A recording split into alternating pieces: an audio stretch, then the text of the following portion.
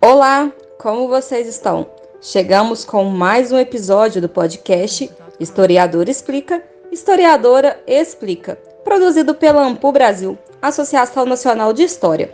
E no episódio de hoje, vamos conversar sobre as cidades santas do contestado e o advento de um novo tempo com o professor da Universidade do Estado de Santa Catarina, Rogério Rosa Rodrigues. E se vocês estão gostando do conteúdo produzido pela Ampu, não deixem de seguir nossos canais no YouTube, SoundCloud e Spotify e as nossas redes sociais no Instagram e Facebook. A Revolução no Paraná, por Eduardo das Neves, para a KFS. Tenha atenção, senhores, venho de Paranaguá. Tenha atenção, senhores, venho de Paranaguá. Fugindo aos grandes horrores que vão pelo Paraná. Fugindo aos grandes horrores que vão pelo Paraná. O senhor José Maria, não passe, não parão, anda podendo arriar entre o povo do sertão.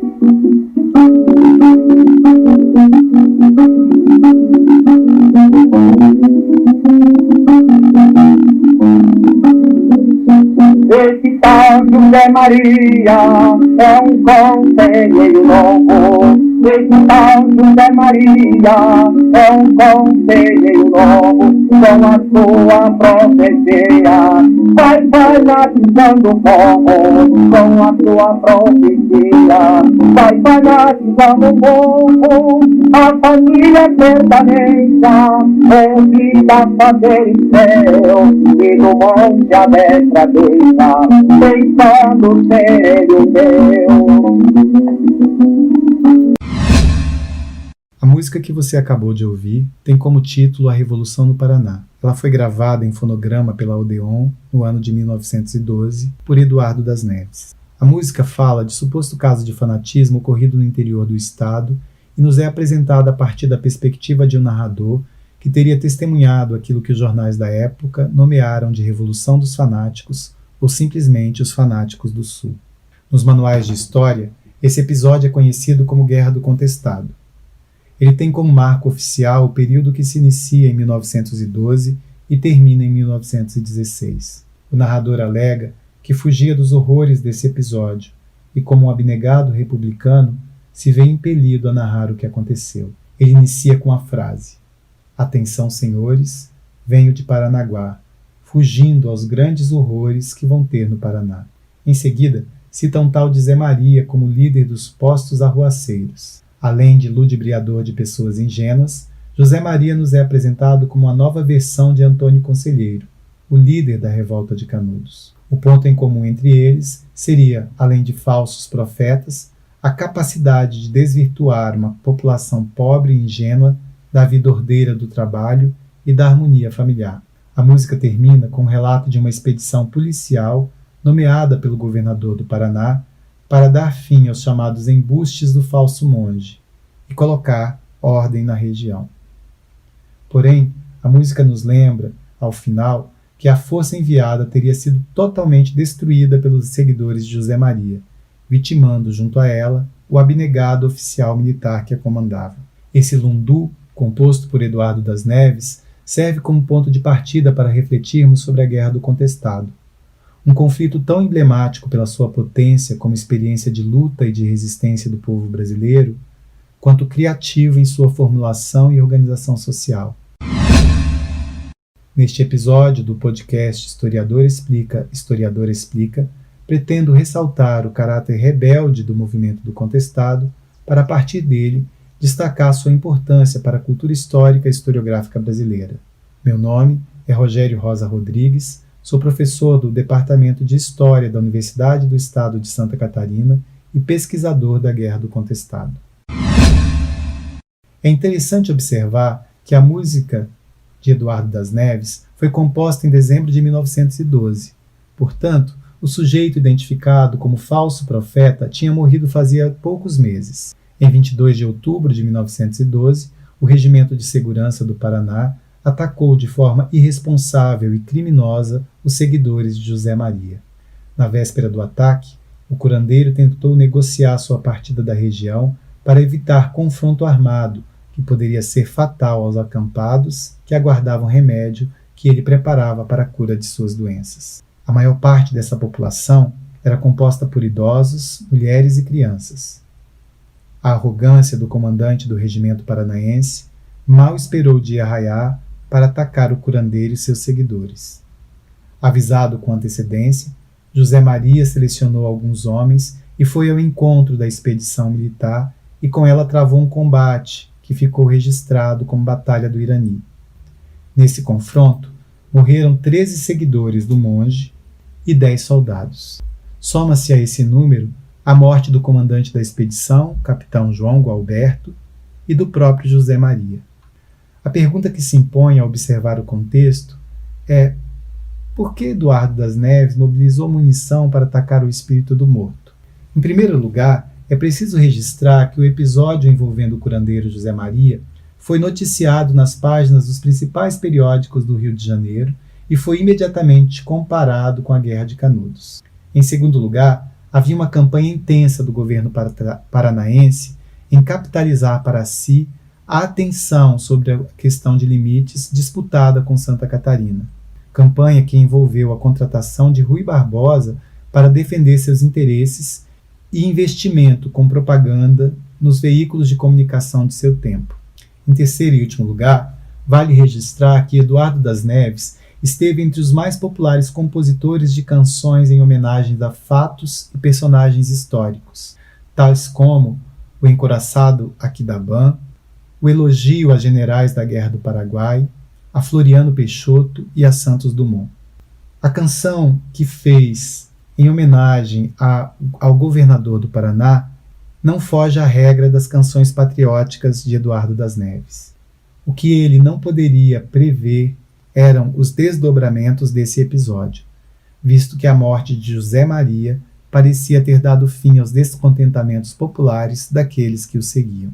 Acontece que, passado um ano desse episódio, começou a circular na região a notícia de que José Maria teria ressuscitado e pedia aos seus fiéis que se reunissem em uma comunidade para aguardar suas instruções e se prepararem para o fim de um mundo de injustiça e de sofrimento. Os portadores da mensagem eram crianças de aproximadamente 10 a 13 anos de idade que recebiam a convocação por meio de sonhos e sinais da natureza.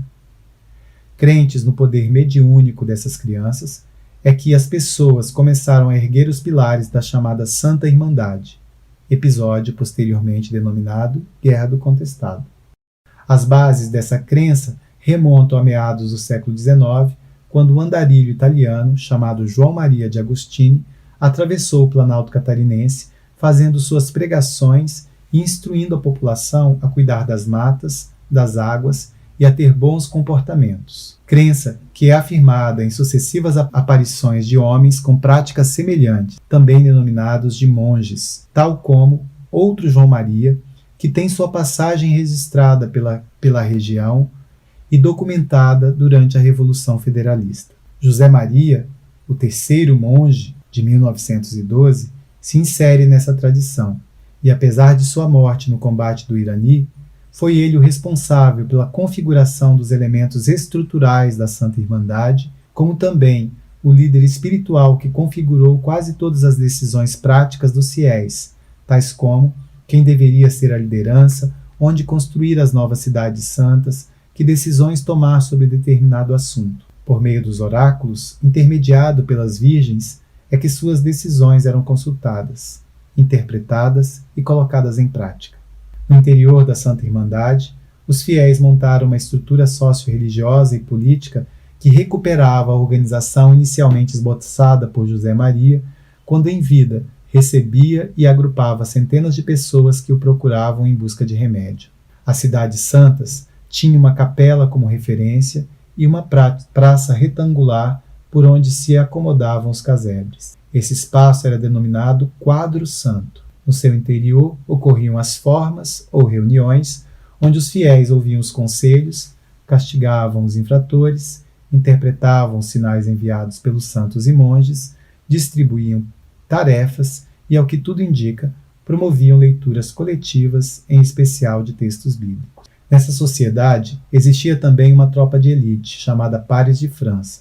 Ela nascera da inspiração de um conjunto de poemas épicos que narram as façanhas do imperador Carlos Magno e sua guarda pessoal. Embora bastante popular no interior do Brasil desde o século XVIII, a gesta carolíngia parece ter sido difundida entre os fiéis de João Maria e José Maria por meio da leitura que o curandeiro fazia para seus seguidores. Os Pares de França assumiram diversas atribuições no decorrer da organização da Santa Irmandade, entre elas a de conselheiros, oficiais nos rituais de casamento, álgures, arrebanhador de novos fiéis, arrecadador de mantimentos para a comunidade e, no decorrer dos ataques militares, guerreiros responsáveis por assumir a vanguarda das batalhas e defender as cidades santas dos seus ataques. A instituição de uma monarquia celeste foi outro elemento singular na organização do contestado. Ela era composta pelos santos monges, por São Sebastião, São Jorge, uma falange de anjos e a reunião de todos os mortos vitimados pela repressão oficial movida contra a comunidade desde o seu nascimento. Durante o confronto com as forças de repressão, compostas por homens do exército, por forças públicas estaduais e por jagunços de coronéis locais, essa falange era invocada. Enquanto os soldados gritavam Viva a República, os fiéis bradavam Viva São José e São João Maria, Viva São Sebastião e valei-me São Jorge. Era também a crença na força desses santos, anjos e monges, que garantia aos fiéis a esperança de construir um mundo novo nessas comunidades. Mundo onde houvesse terra para todos, onde a fome não encontraria abrigo, onde as estruturas de poder político e econômico que imperavam na região cederiam lugar a um espaço de igualdade. O dito popular presente na Santa Irmandade era: quem tem, mói. Quem não tem, mói também.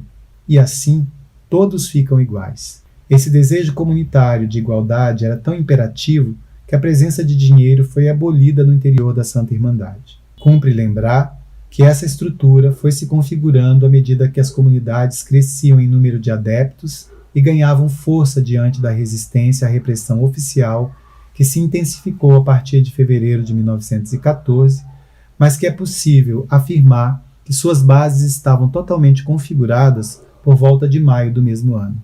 Embora os ensinamentos do curandeiro José Maria fossem a referência de onde brotava a organização social dos fiéis, é preciso destacar que todo o trabalho de elaboração da Santa Irmandade foi fruto da experiência, sabedoria e criatividade coletiva dos seus fiéis.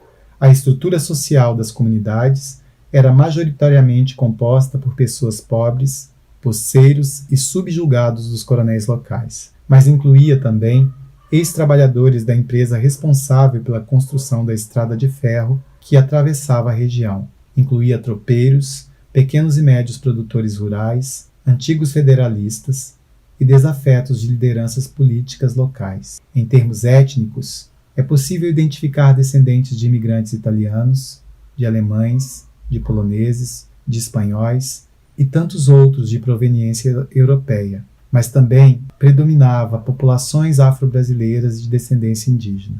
O que solidificava e garantia a unidade da comunidade era a crença na força espiritual do monge e o desejo de construir um novo tempo onde a miséria, a exploração e a opressão não mais tivessem lugar. Não é mera coincidência que a Santa Irmandade seja criada no contexto de crise oligárquica nacional, em especial diante da frustração com as escolhas feitas pelos governos republicanos após derrubar a monarquia em 1889. Inclui-se nesse pacote de medidas republicanas maior pressão na arrecadação de impostos e o avanço do capitalismo internacional no interior do país. Capitalismo que se configurou no cenário local com a construção da estrada de ferro que ligava Itararé a Marcelino Ramos, no Rio Grande do Sul, bem como na madeireira internacional e empresa de colonização de terras, Lumber and Colonization Company. Nesse contexto, recrudesceram as disputas pela definição das fronteiras entre os estados da República Federativa, visto que a arrecadação de impostos passava às mãos do poder estadual. No sul do Brasil, parte da região disputada por Santa Catarina e Paraná era rica em erva mate, um dos importantes produtos de arrecadação interna, inclusive com o mercado de exportação já consagrado. Na política nacional, novos grupos e lideranças regionais faziam frente ou se reagrupavam ao velho tabuleiro político das antigas oligarquias, exigindo espaço e poder nas negociatas oficiais. No contestado, a perseguição a José Maria, por exemplo, se deu em função do receio do superintendente municipal de Curitibanos, coronel Francisco Albuquerque, encontrar no curandeiro um aliado de seu principal adversário político na região. Em função disso, mobilizou sua rede de apoio estadual, fazendo com que o governador de Santa Catarina, Vidal Ramos, colocasse a força policial do estado no encalço do curandeiro e de seus seguidores. Em fevereiro de 1914, uma expedição militar destruiu a vila de Taquarussu, matando mulheres e crianças indefesas. Em maio, foi a vez de tomar o chamado Reduto de Santo Antônio. Em setembro de 14, o presidente Hermes da Fonseca e seu ministro da Guerra, Vespasiano de Albuquerque, oficializaram a mobilização de 1/3 do efetivo do Exército Brasileiro para combater os fiéis seguidores do curandeiro José Maria. O comando da campanha de guerra ficou ao cargo do general Fernando Setembrino de Carvalho, oficial que no mesmo ano atuara como interventor no conflito no Ceará. Um grande cerco militar foi imposto aos rebeldes. A resistência, no entanto, surpreendeu a aliança formada pelos coronéis, empresários, imprensa, militares e governantes. Malgrado a destruição de cidades santas, a morte de crianças, mulheres e idosos, novas comunidades santas surgiam, novas lideranças apareciam, e o tempo da campanha de guerra, inicialmente estimada pelo general em 3 meses, se estendeu de setembro de 14 a dezembro de 1915.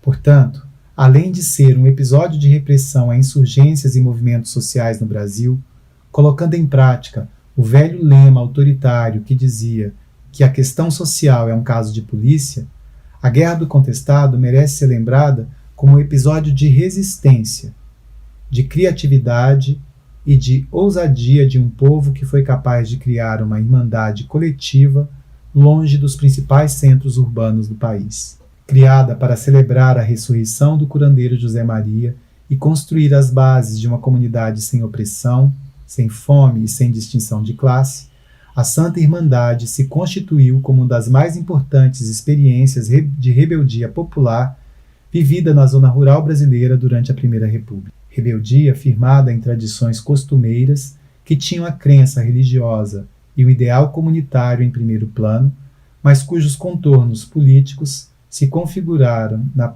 resistência contra a repressão do Estado.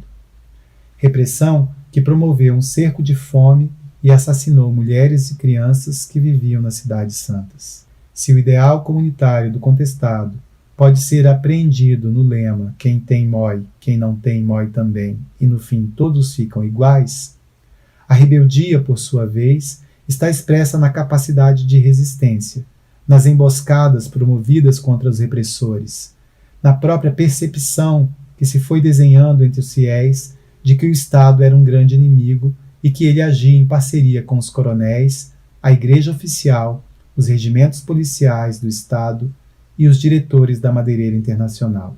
Essa rebeldia chegou a ser verbalizada em bilhete escrito por um fiel de João Maria, que dizia: "Nós não tem direito de terras, tudo é para a gente da Europa."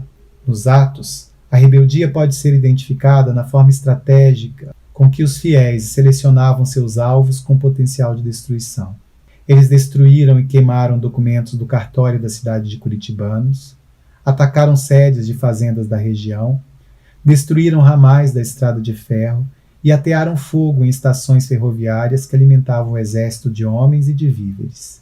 Mesmo durante a fase do cerco empreendido pelas tropas enviadas pelo governo federal, momento em que a comida rareava nas comunidades e as lideranças tiveram que saquear fazendas para sustentar seu povo, a regra era sempre nunca pegar dinheiro, só atirar se houvesse resistência e jamais executar mulheres e crianças. Quando um dos comandantes caboclos desobedeceu a sentença, foi julgado no quadro santo e executado publicamente. O caráter rebelde do contestado também aparece em outro bilhete escrito a lápis encontrado próximo à estação ferroviária de São João, destruída pelos fiéis em setembro de 1914. O bilhete dizia: "Nós estávamos em Taquarussu tratando da nossa devoção e não matava nem roubava. O Hermes mandou suas forças covardemente nos bombardear, onde mataram mulheres e crianças. Portanto, o causante de tudo isto é o bandido do Hermes. E, portanto, nós queremos a lei de Deus, que é a monarquia. O governo da República toca aos filhos brasileiros dos terrenos que pertencem à nação e vende tudo para os estrangeiros. Nós agora estamos dispostos a fazer prevalecer os nossos direitos. Direito que raramente é garantido ao povo brasileiro, especialmente quando relacionado a homens e mulheres pobres, residentes longe das grandes cidades e, mais ainda, quando assumidos nos corpos de transgressores da ordem e da lei, seja ela política, econômica ou religiosa. Os fiéis da Santa Irmandade do Contestado transgrediram esses três campos. Eles ousaram romper com uma justiça feita de forma assistencialista e conduzida pelas rédeas dos coronéis. Romperam com o poderio econômico da madeireira e seu capital internacional. Romperam com a Igreja, que promovia uma leitura conformista da vida em benefício das autoridades políticas e econômicas da região. Não menos importante, nessa constituição da Santa Irmandade em núcleo de rebeldia dos fiéis de São João e São José Maria, é a presença e a atuação das mulheres. Como grandes devotas do monge, eram elas, muitas vezes, as primeiras a convencer os maridos a largar sua casinha e seguir junto com os filhos para as cidades santas. Mulheres também eram as chamadas virgens, meninas responsáveis por fazer contato com José Maria e repassar para a comunidade as ordens e recomendações recebidas após consultar os oráculos. Entre as lideranças do contestado, uma mulher se notabilizou. Seu nome é Maria Rosa, e seus feitos são celebrados na memória popular dos remanescentes do contestado até a atualidade. Assim como no passado, hoje são as mulheres as maiores devotas dos santos monges. São elas responsáveis pelas benzeduras, pela encomenda das almas, pelo conhecimento das ervas medicinais, por cuidar das ermidas que preservam as fontes de águas santas atribuídas ao santo monge. São as mulheres as que fazem as novenas e procissões em seu nome e atualizam as mensagens deixadas por ele por meio de parábolas e ditos populares. Mas por que voltar à história do contestado após mais de um século deste acontecimento? Em primeiro lugar, porque a memória dessa experiência permanece viva no Planalto catarinense. Em segundo lugar, porque a região que serviu de palco para esse conflito é hoje formada por municípios com menor índice de desenvolvimento humano no estado de Santa Catarina, enquanto é atingida por grandes empresas exploradoras nacionais e estrangeiras. Para além desses motivos, creio que a importância de não deixar a Guerra do Contestado cair no esquecimento reside no fato de que precisamos afirmar a potência criativa e rebelde dos fiéis de José e João Maria.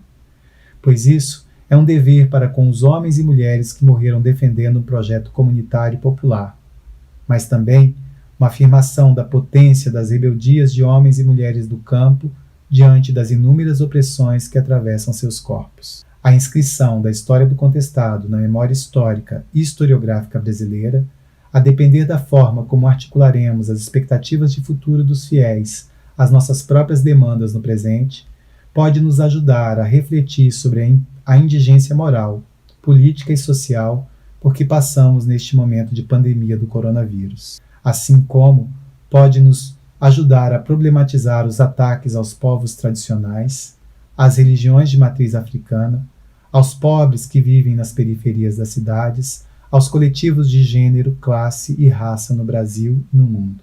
Como fazê-lo? Lembrando a bravura de suas lideranças, a potência de suas crenças, a persistência de suas tradições. Às vozes dos mortos do contestado, podemos agregar as nossas, e juntos gritar viva São José e São João Maria, viva São Sebastião, valei-nos São Jorge.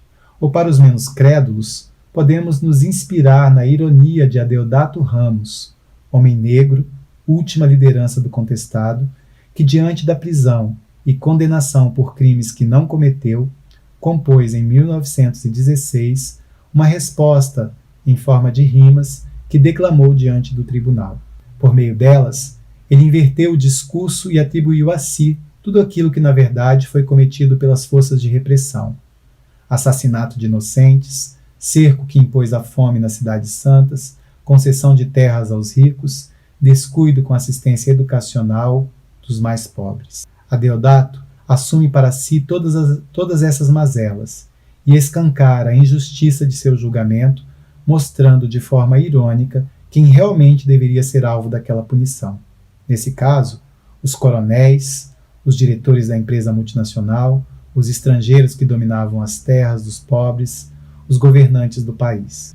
Faço questão de concluir esse relato com as décimas de Adeodato para fazer jus à memória desse homem, mas também para ressaltar que em determinados momentos a astúcia, a ironia e os sonhos, aliados à ação efetiva contra a opressão, podem ser ingredientes poderosos contra a injustiça. Cito: das pobreza e das agrura, sou igual a pica-pá que qualquer madeira fura. Sou nas cartas o rei de espada, desaforo não atura. Sou que nem touro de briga, por nadinha armo turra. Nego bão da minha raça, não tem chão que se apura. Para tirar os mar do mundo, tinha feito uma jura. Ajudei nosso governo, a quem amo por ternura. Acabei com 10.000 pobre, que livrei da escravatura. Liquidei todos faminto, e os doentes sem mais cura. Quem quisesse terra e escola, eu lhes dava uma surra, ajudando-os do governo no recheio de suas burras. A pobreza pros infernos, onde lá o diabo urra. Esta terra é de nós rico, nossas veias são mais pura. A pobreza que se enforque e se enterre numa lura. Sendo pobre é oreiudo, só os bobos é que zurra. Os que nasce bem esperto, bom emprego eles percura. Quem é pobre neste mundo, só merece sepultura.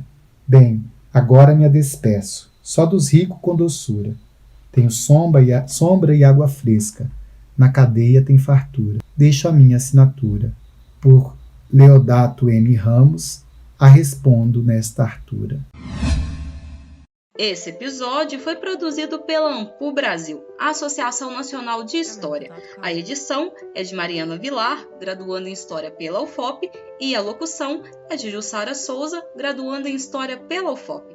Até o próximo episódio do podcast Historiador Explica, Historiadora Explica.